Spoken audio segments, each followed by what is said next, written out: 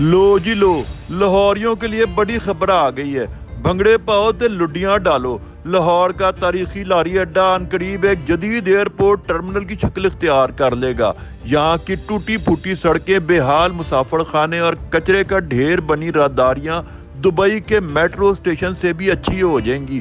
दूर दूर से लोग लाहौर का लारी अड्डा देखने आएंगे। निगरान वजीर आला पंजाब मोहसिन नकवी ने जाते जाते बड़ा काम करने का फैसला कर लिया है। लाहौर के लारी अड्डे की किस्मत बदलने के लिए निगरान हुकूमत ने 9 बिलियन रुपए की खतीर रकम जारी कर दी है। ये पैसा लारी अड्डे को जन्नत नजीर बनाने पर खर्च होगा। इस 9 बिलियन के अलावा 4 बिलियन रुपए अलहदा मुख्तस हुए हैं जो लारी अड्डे के लिए 7 मंजिला पार्किंग प्लाजा की तमीर पर खर्च होने जा रहे हैं। इस मेगा प्रोजेक्ट को रातों रात हतमी शक्ल देने का इम्कान है। डिप्टी कमिश्नर लाहौर रफिया हैदर ने मुताल्लिका महकमों की एक इमरजेंसी मीटिंग भी बुला ली है जो जल्द लाहौर के लारी अड्डे को क्या से क्या बना देगी।